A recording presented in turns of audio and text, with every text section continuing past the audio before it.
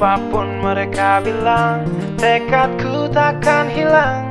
Jalanku masih panjang, garis akhir yang ku pandang. Apapun mereka bilang, tekadku takkan hilang. Jalanku masih panjang, garis akhir yang ku pandang. Apapun mereka bilang, tekadku takkan hilang.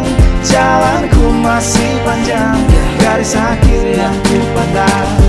Dari awal pandang akhir, ku rombak takdir. Kecilnya kemungkinan, ku buat kocar kacir. Sejarah mulai saat ku langkahkan kaki ini. Cibiran tantangan, ku undang mari sini. Shalom teman-teman pemuda. Shalom. Pemuda di Kalau Bekasi 1 luar biasa. Ya, puji nama Tuhan. Hari ini kita kembali bertemu melalui ibadah online Komisi Pemuda di Kalau Bekasi 1. Kami bersuka cita karena kami masih bisa melayani teman-teman semua yang ada di rumah. Dan hari ini kita akan kembali bersekutu memuji memuliakan nama Tuhan. Untuk itu, mari teman-teman kita dengan penuh sukacita untuk menghadap dan masuk ke dalam hadirat Tuhan. Teman-teman, tema kita pada hari ini pemuda yang siap menerima masukan atau evaluasi diri. Dan saat ini tiba saatnya untuk kita masuk ke dalam hadirat Tuhan. Mari kita bersaat teduh sejenak.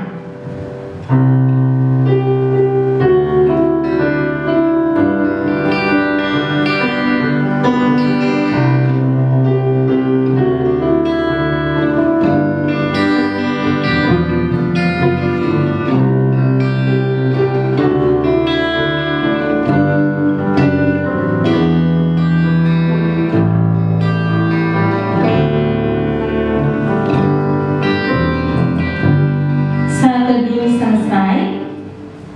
Teman-teman, hari ini kita mau menyatakan bahwa hanya Yesus adalah kebenaran dan jalan kehidupan kita. Mari nyatakan Yesus jalan kebenaran.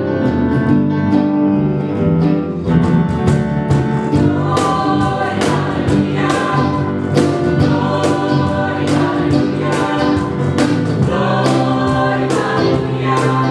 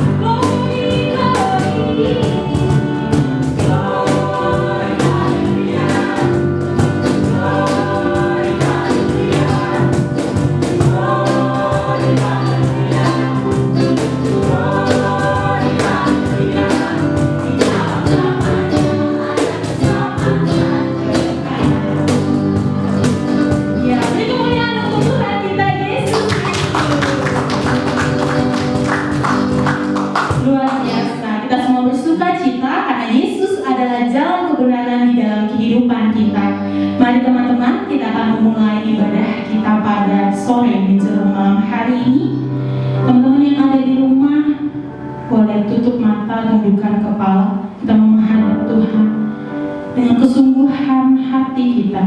Kita mau datang kepada Tuhan. Kami mengucap syukur Tuhan untuk setiap kebaikan Tuhan di dalam hidup kami. Kami bersyukur Tuhan jika pada saat ini kami diberikan kekuatan, kesehatan untuk boleh menjalani kehidupan kami. Dan saat ini Tuhan, kami akan memulai ibadah kami. Kami percaya Tuhan bersama-sama dengan kami. Kami percaya Tuhan bersama dengan teman-teman kami yang saat ini sedang menyaksikan ibadah. Urapi setiap kami dengan Roh Kudus-Mu ya Bapa, agar kami dilayakkan menjadi pelaku-pelaku kebenaran firman Tuhan. Terima kasih ya Yesus. Dalam nama Yesus Kristus kami berdoa. Amin. Kami sadar Tuhan,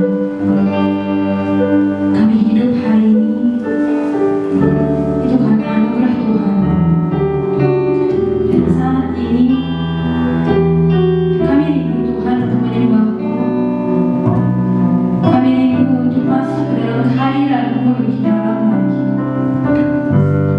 Karena hidup kami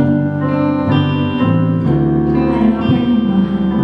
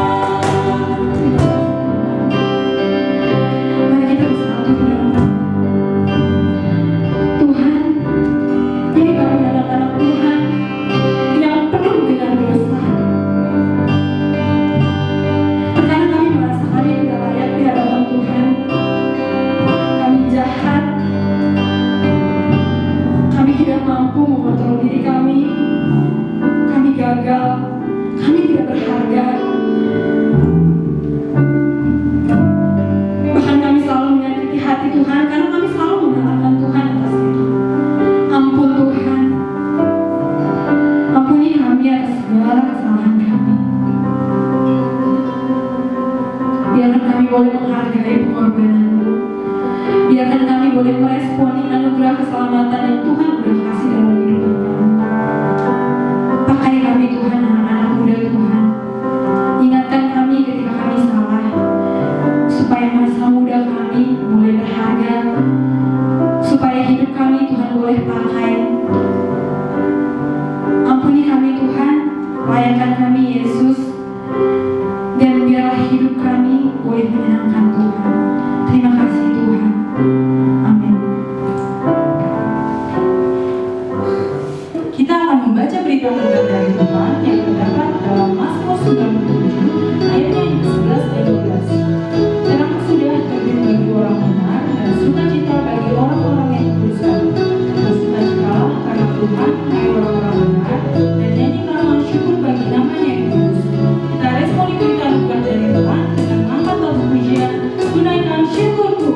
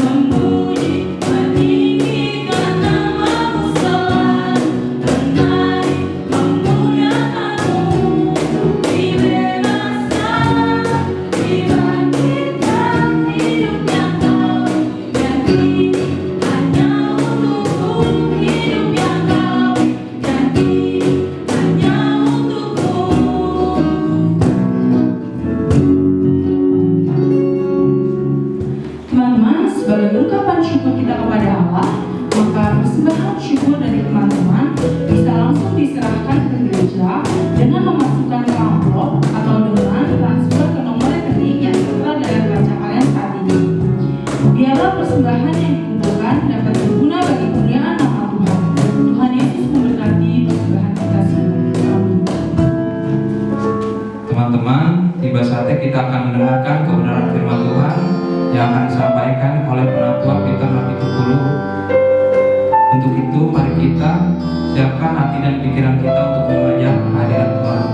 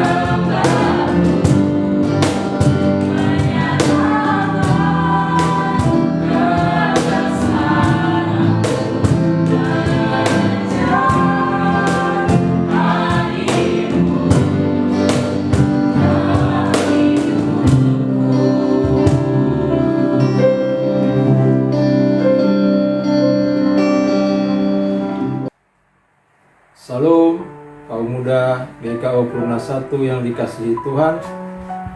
Malam hari ini saya Penatua Peter Napitupulu dipercaya untuk menyampaikan kebenaran firman Tuhan dari Mazmur 139 ayat 23 sampai 24. Sebelum kita berdiskusi atau mendengarkan lebih dalam lagi tentang firman Tuhan ini, marilah kita membuka dalam doa. Mari kita berdoa. Bapa yang maha baik, Bapa yang kami kenal di dalam Yesus Kristus, sumber segala berkat, sumber segala kehidupan, kami bersyukur atas segala penyertaan dan pimpinan Tuhan.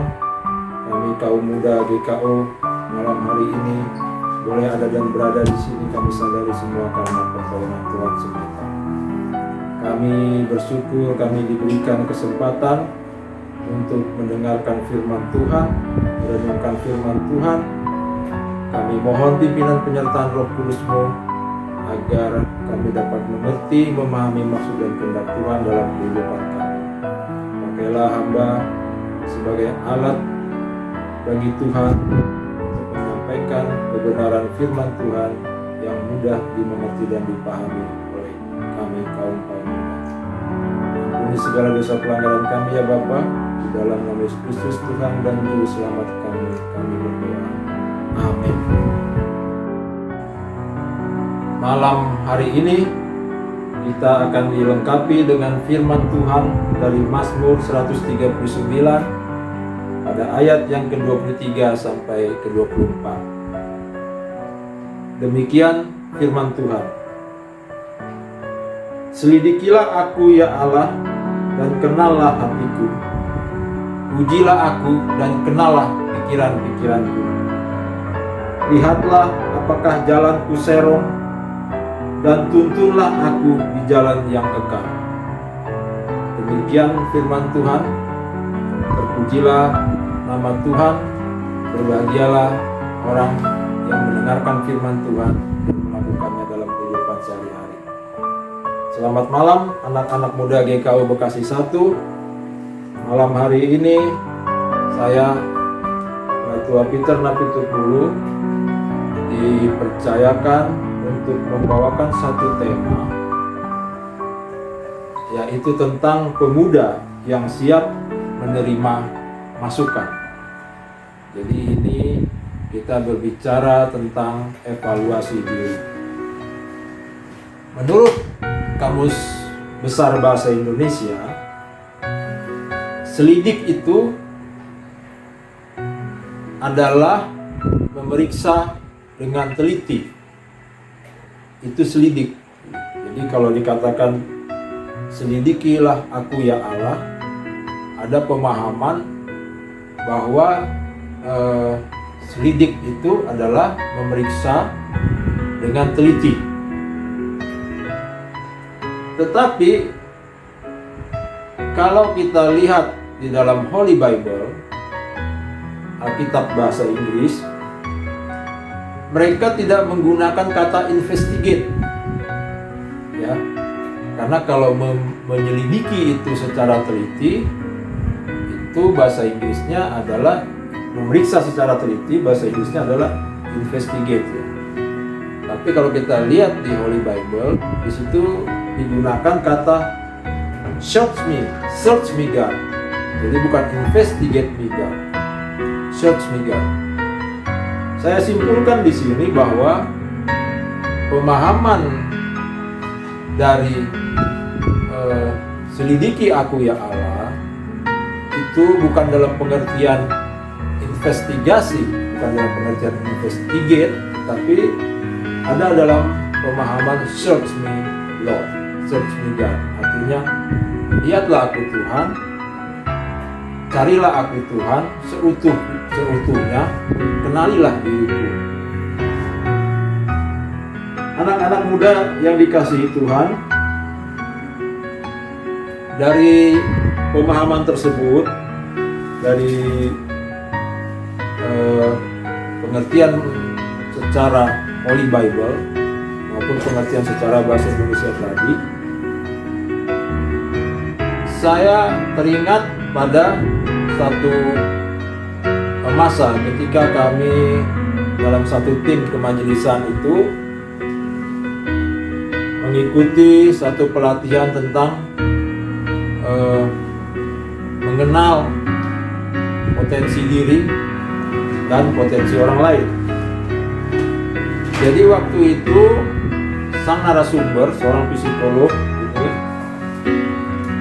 mengenalkan kepada kami sebuah teknik yang diciptakan oleh para psikolog pada sekitar tahun 1955. Itu dikatakan di sini namanya dua orang psikolog Amerika ini, yaitu Joseph Love dan Harrington Ingham. Saya percaya anak-anak muda yang menggeluti dunia psikolog ini mesti sangat paham dengan orang-orang ini. Dan salah satu teorinya yang cukup terkenal dan sampai sekarang masih digunakan orang itu kita kenal dengan sebutan Johari Window. Ya, Johari Window ini menggambarkan ada 4 jendela. 4 jendela ini dipahami sebagai sebuah 4 bidang. Ya, 4 bidang. Jadi ada 4 kotak. 1, 2, 3, 4. Nah, bidang yang pertama dikatakan itu sebagai bidang yang terbuka.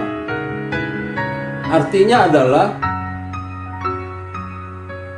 kita tahu, orang lain juga tahu. Ya. Artinya terbuka. Siapa saja bisa melihat, kita tahu, orang lain tahu. Jendela yang kedua dikatakan bidang yang tersembunyi. Tersembunyi itu dalam pengertian saya tahu, orang lain tidak tahu. Jendela yang ketiga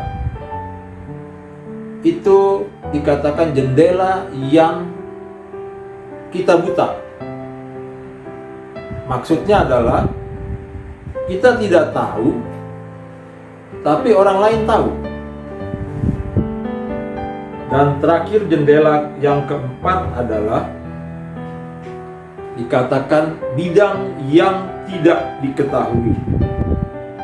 Artinya kita tidak tahu, saya tidak tahu, orang lain juga tidak tahu. Nah, dari keempat jendela tersebut dapat kita simpulkan bahwa ternyata ada 2 jendela yang kita bisa lihat dan kita bisa tahu, dan ada 2 jendela yang kita tidak bisa lihat atau kita tidak bisa tahu. 2 jendela yang tidak bisa kita lihat terdiri dari 2. Yang pertama, jendela yang hanya bisa dilihat orang lain. Kita tidak bisa melihat, tapi orang lain yang melihat diri kita. Satu jendela lagi adalah kita tidak bisa melihat, orang lain juga tidak bisa melihat. Artinya apa, saudara-saudara? Artinya dari seluruhnya keempat jendela ini, ternyata kita mempunyai keterbatasan,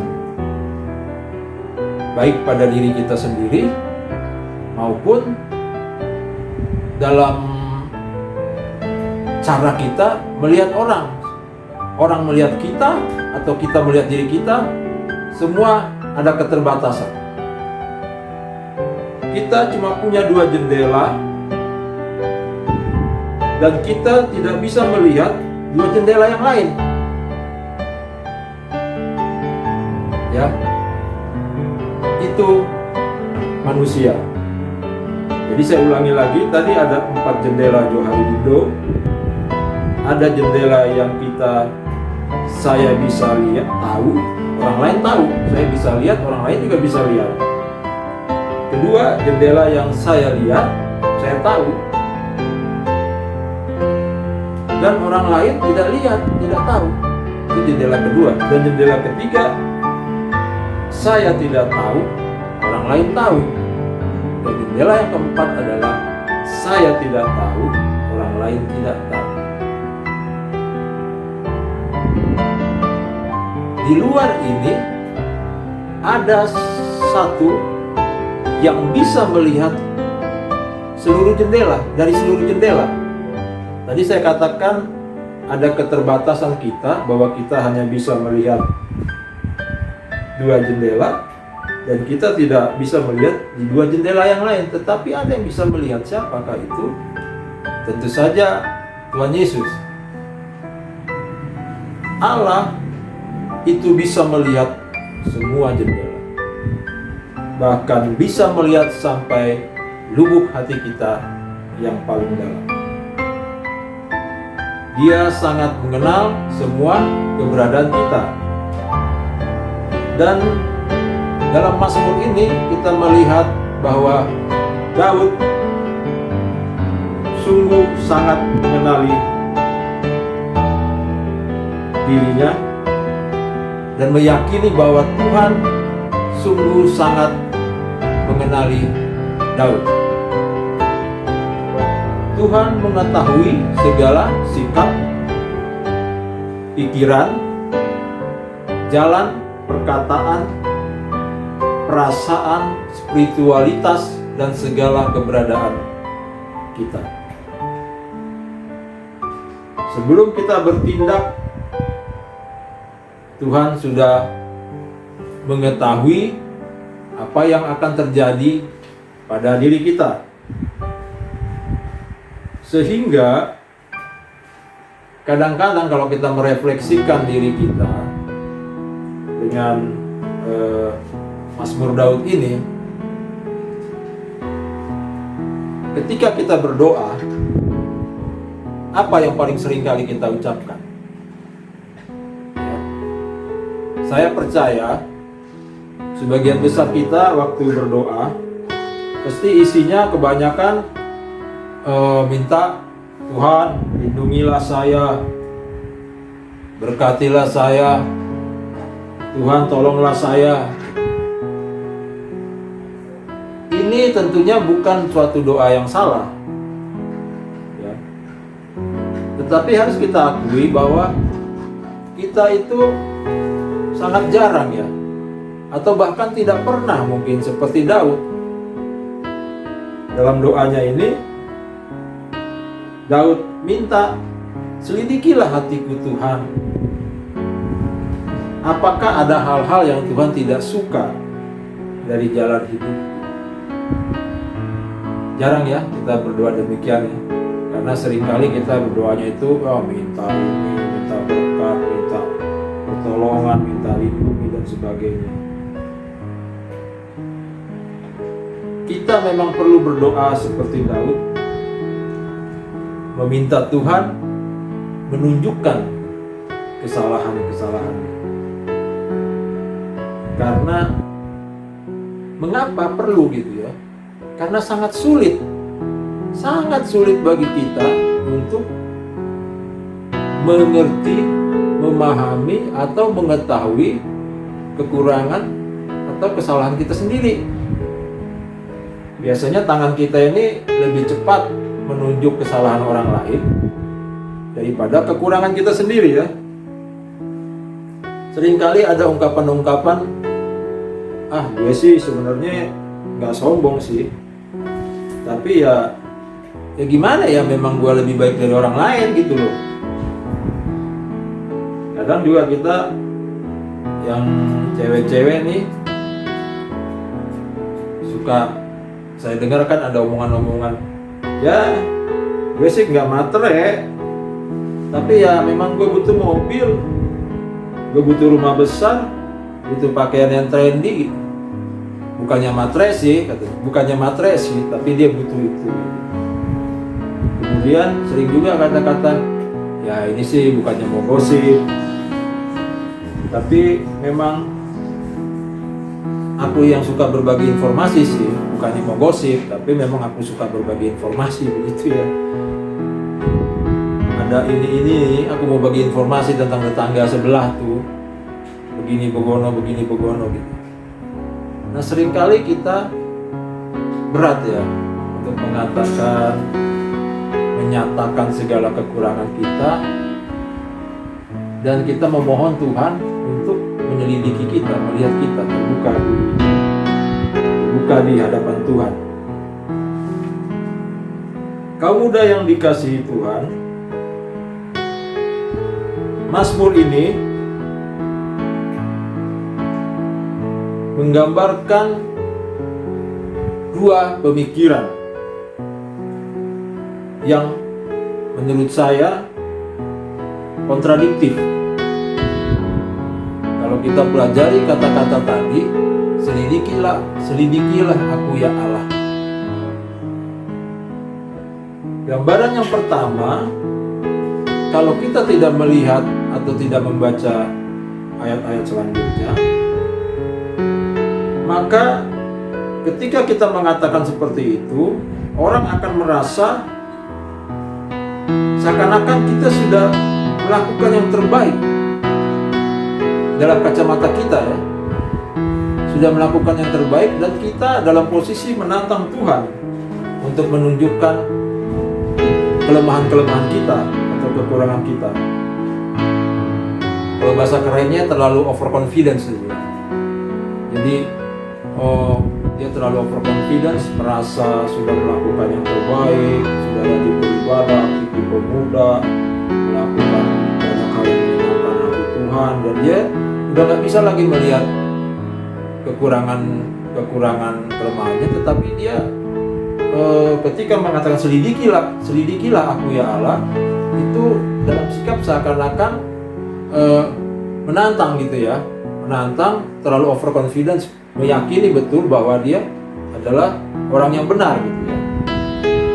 Nah, gambaran yang kedua, inilah gambaran yang sebenarnya ya.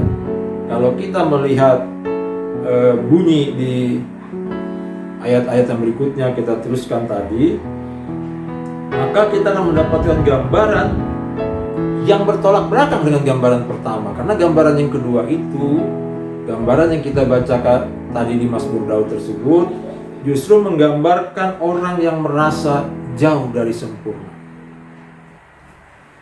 Dia merasa sangat kecil di hadapan Tuhan, sehingga ketika dia merasa sudah melakukan yang terbaik, dia tetap memakai ukuran Tuhan dan tetap merasa bahwa apa yang dia lakukan saat ini belum ada apa-apanya di hadapan Tuhan.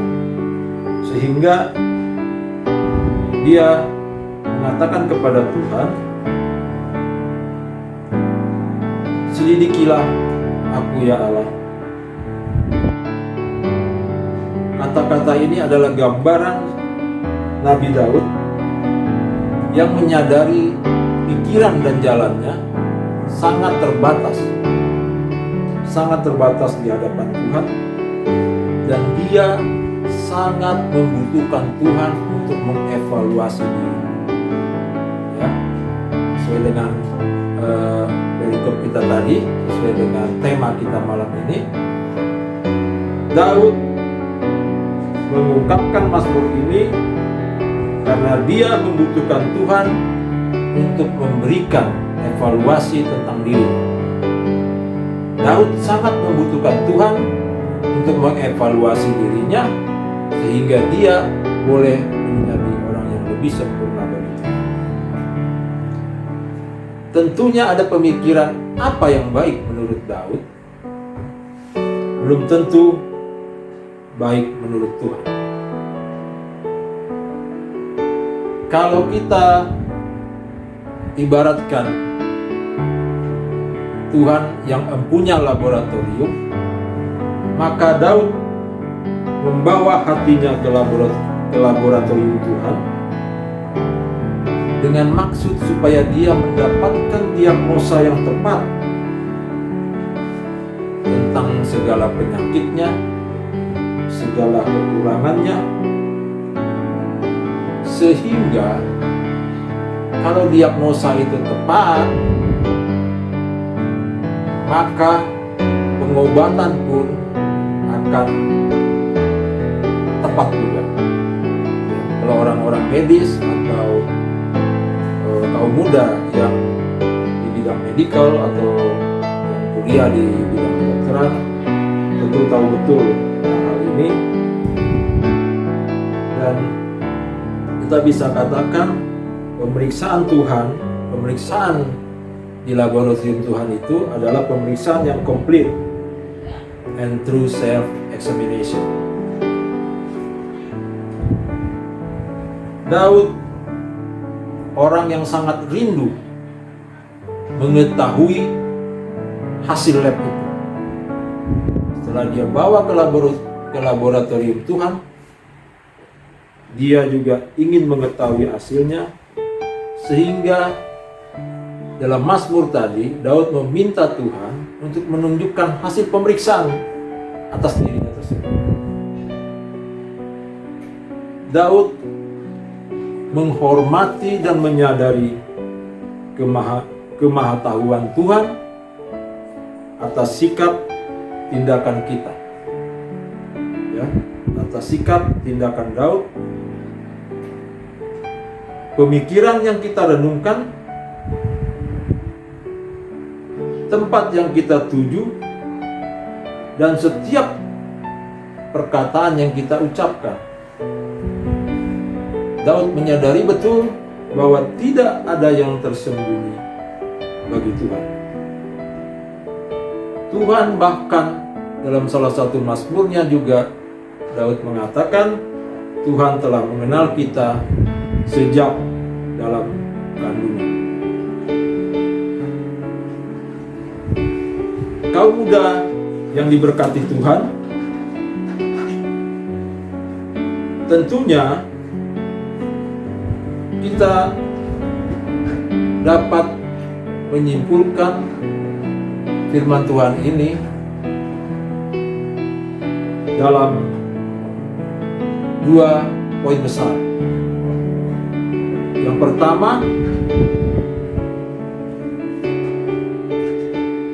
ketika Daud memohon Tuhan untuk menyelidiki dirinya dengan rinci, dan tadi saya katakan seperti seorang pasien yang minta diperiksa secara detail melalui seluruh metode pemeriksaan,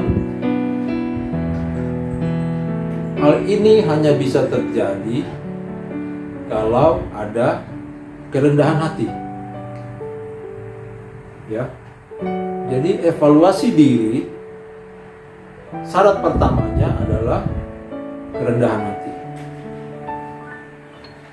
Bayangkan Daud yang adalah seorang raja hebat, punya segalanya, tapi dia tidak pernah merasa benar di hadapan Tuhan dalam segala hal. Yang kedua, Daud memohon Tuhan untuk menilai hatinya. Seringkali kita mampu melakukan perbuatan-perbuatan baik, kita bangga menyambut setiap pujian yang diberikan orang. Wah, hebat, dia jadi ketua panitia Natalnya meriah banget, yang datang sampai ribuan orang, sampai sukses lah dari awal sampai akhir acaranya, nggak ada yang membosankan dan sebagainya. Tapi kita lupa bahwa segala perbuatan baik yang kita lakukan itu seringkali justru kita pakai untuk mengedepankan nama kita, bukan nama Tuhan. Jadi dia tidak menjadi kemuliaan bagi nama Tuhan, tetapi justru memuliakan nama kita sendiri. Hati kita tidak lagi tulus dan ikhlas untuk Tuhan. Kita melakukan sesuatu semata-mata karena Tuhan, bukan karena pujian dan penghargaan duniawi yang akan kita dapatkan. Daud meminta Tuhan mengevaluasi hatinya. Perbuatan yang dilakukannya mungkin sudah benar, namun niat dan ketulusan hati, siapa tahu, bisa saja salah. Seringkali kita melakukan perbuatan-perbuatan baik, melakukan perbuatan-perbuatan yang menyenangkan hati Tuhan, tapi seringkali hati kecil kita berperang juga ya dengan tujuan pertama tadi, yaitu memuliakan, membesarkan nama Tuhan. Kadang-kadang kita sering lihat terjadi di gereja-gereja, di kepanitiaan, di tim-tim gitu ya. Kerja yang dilakukan untuk pekerjaan Tuhan itu, orang itu justru mudah tersinggung, seringkali merasa sakit hati gitu ya, karena pikiran landasannya itu tidak lagi bekerja untuk kemuliaan nama Tuhan, tetapi bekerja untuk prestasi diri. Ya, seringkali kita berperang hati kecil kita dengan prestasi yang kita capai, dan di sini kita melihat Daud dengan gentle meminta Tuhan mengoreksi, mengevaluasi sampai kedalaman hatinya. Ya, jadi tadi yang pertama kerendahan hati, dan yang kedua adalah sikap untuk mengoreksi, mengevaluasi sampai ke dalam hati. Daud bukan seorang yang tanpa salah. Daud justru orang yang cepat menyadari kesalahan, dan kata kuncinya untuk cepat menyadari kesalahan adalah kembali lagi kepada kerendahan hati. Kita membutuhkan Tuhan untuk menyadarkan kita akan hal-hal yang tidak benar dalam kehidupan kita. Karena seringkali sulit bagi kita melihat diri kita sendiri, seperti yang tadi ada di dalam 2 hari Windows. Setelah itu, pada ayat yang ke-24 tidak kalah pentingnya, Daud juga meminta Tuhan menuntunnya pada jalan yang benar. Setelah kita menyadari hal-hal yang salah dalam hidup kita, maka langkah kedua yang harus kita tempuh adalah meletakkan pandangan kita pada sumber perubahan yang baik, yaitu Tuhan kita Yesus Kristus. Inilah peran Tuhan bagi kita semua kaum muda, yaitu kita mengetahui bahwa Tuhan kita adalah Allah yang Maha Tahu. Tahu akan setiap detail hidup kita, tidak ada yang tersembunyi.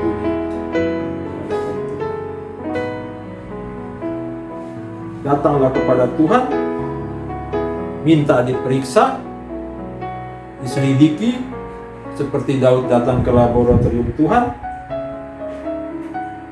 sehingga kita akan tetap menjadi manusia yang sehat dan berfungsi dengan baik,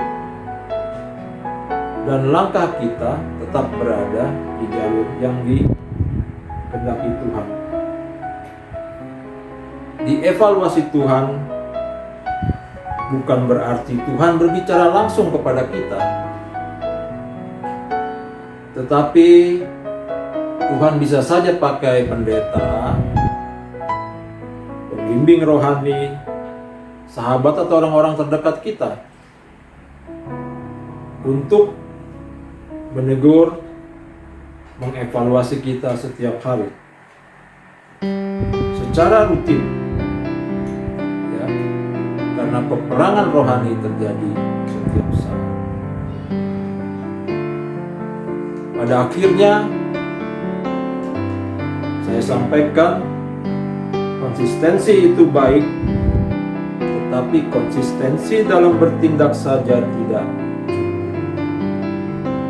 Kita juga harus konsisten belajar dan mengevaluasi diri. Semakin dewasa rohani kita, semakin berat tantangan yang akan kita hadapi. Tanpa evaluasi batin, kita tidak akan pernah tumbuh seperti Daud. Tuhan Yesus memberkati kita semua. Amin.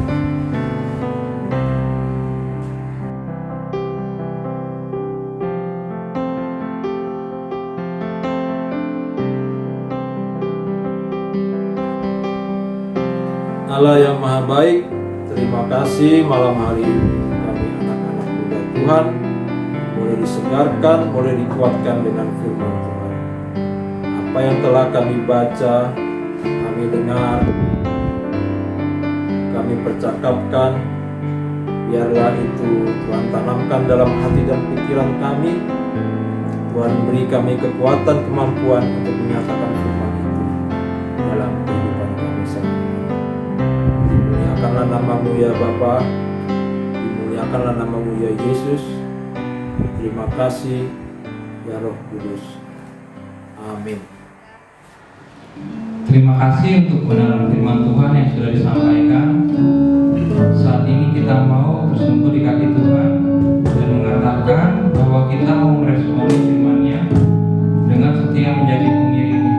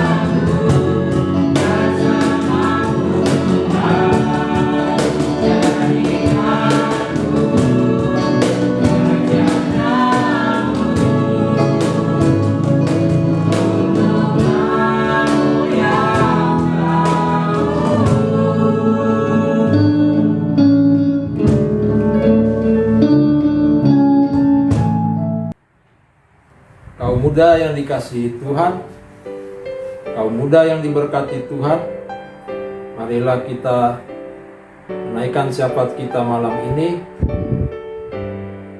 agar Tuhan boleh menjawab semua doa-doa kita. Mari kita bersatu dalam doa. Bapa yang Maha Baik, Bapa yang kami kenal, kami sembah di dalam Yesus Kristus, malam hari ini kami datang ke hadirat Tuhan membawa syafaat kami. Kami berdoa bagi kawan-kawan kami, rekan-rekan kami yang belum dapat hadir bersama-sama dengan kami menikmati firman Tuhan malam hari ini. Di dalam segala pergumulan mereka ya Bapa, kami bawakan mereka ke dalam tangan Tuhan. Tuhan yang melindungi mereka, membimbing mereka melakukan segala pekerjaan-pekerjaan mereka, agar pada waktu-waktu yang akan datang mereka juga dapat berkumpul bersama-sama dengan kami berbagi sukacita dan berkat. Kami juga teringat akan teman-teman kami, saudara-saudara kami, bahkan di antara kami mungkin pada saat ini ada yang kehilangan pekerjaan karena kondisi pandemi corona saat ini yang begitu dahsyat. Kami bawa ke dalam tangan Tuhan. Kami yakini, kami imani Tuhan yang mempunyai dunia usaha, Tuhan yang mempunyai kebangkitan ekonomi. Maka kami memohon ke dalam tangan Tuhan. Tuhan akan pilihkan, berikan dan tunjukkan pekerjaan-pekerjaan yang terbaik bagi kami, untuk kami dapat melanjutkan kehidupan kami, membiayai segala kebutuhan-kebutuhan hidup kami. Tolong kami ya Tuhan, tolonglah anak-anak-Mu ini, anak-anak muda GKO Bekasi 1. Kami juga yang masih Tuhan berkati dengan pekerjaan-pekerjaan kami di tengah-tengah situasi yang sulit saat ini. Kami mohon penyertaan dan berkat Tuhan, biarlah kami boleh menjadi orang-orang yang dapat diandalkan, orang-orang yang dapat dibanggakan karena Tuhan, orang-orang yang dapat menjadi saksi-saksi hidup Tuhan Yesus di tempat pekerjaan-pekerjaan kami. Biarlah kami boleh menjadi karyawan-karyawan teladan, karyawan-karyawan yang baik yang mencerminkan kemuliaan Tuhan. Kami juga teringat akan teman-teman kami, saudara-saudara kami yang masih berjuang mendapatkan sekolah atau mendapatkan pendidikan yang lebih baik. Kami juga dimulai membawa ke dalam tangan Tuhan. Tuhan memberkati mereka, memberikan mereka dan memilihkan mereka sekolah terbaik, memilihkan mereka tempat yang terbaik, bukan terbaik bagi kami, tapi terbaik bagi Tuhan. Kami juga berdoa bagi kemajuan kondisi bangsa dan negara kami saat ini ya Bapak, di tengah-tengah pandemi corona saat ini, di tengah-tengah begitu banyak ramalan-ramalan tentang kehidupan ekonomi di masa yang akan datang yang semakin sulit. Namun kami tetap berpegang teguh pada kekuasaan Tuhan. Kami mohon campur tangan Tuhan mengatasi begitu banyak persoalan bangsa kami. Berkati bangsa ini, berkati kami semua ya Bapa, agar kami boleh menjadi masyarakat yang baik, masyarakat yang takut akan Tuhan, dan dengan demikian bangsa kami pun boleh menjadi bangsa yang beradab dan semakin baik. Gereja Tuhan di tengah-tengah keterbatasannya saat ini, kami juga mohon berkat pengasihan Tuhan, terlebih dalam keterbatasan gerak kami saat ini, keterbatasan kami dalam beribadah dengan berbagai metode yang ada saat ini. Kami yakin dan percaya apa yang kami lakukan biarlah berkenan bagi Tuhan dan menyenangkan hati Tuhan. Begitu banyak persoalan dan kendala lain yang kami hadapi dalam kehidupan kami ya Bapak, mungkin tidak dapat terucap oleh kami satu persatu dalam syafaat kami malam ini. ini, namun kami yakin dan percaya Tuhan telah mengetahui segala kebutuhan yang terbaik bagi kami. Kami mau serahkan ke dalam tangan Tuhan. Biarlah Tuhan yang senantiasa bertindak, memberkati dan melindungi kami selalu. Inilah doa sembahyang kami ya Bapa. Doa ini sangat jauh dari sempurna. Kami mohon Tuhan yang menyempurnakan doa yang Tuhan Yesus telah ajarkan kepada kami. Bapa kami yang ada di surga, dikuduskanlah namamu, datanglah kerajaan-Mu, jadilah kehendak-Mu di bumi seperti di surga. Berikanlah kami pada hari ini makanan kami yang secukupnya, dan ampunilah kami akan kesalahan kami, seperti kami juga telah mengampuni orang yang bersalah kepada kami. Dan jangan membawa kami ke dalam pencobaan, tetapi lepaskanlah kami daripada yang jahat. Karena Engkaulah yang mempunyai kerajaan dan kuasa dan kemuliaan sampai selama-lamanya. Saat ini kita sudah sampai di ujung ibadah kita, dan saat ini kita menerima berkat dari Tuhan. Mari kita diam dan dekat di hati Tuhan untuk selalu bersekutu dengan Tuhan.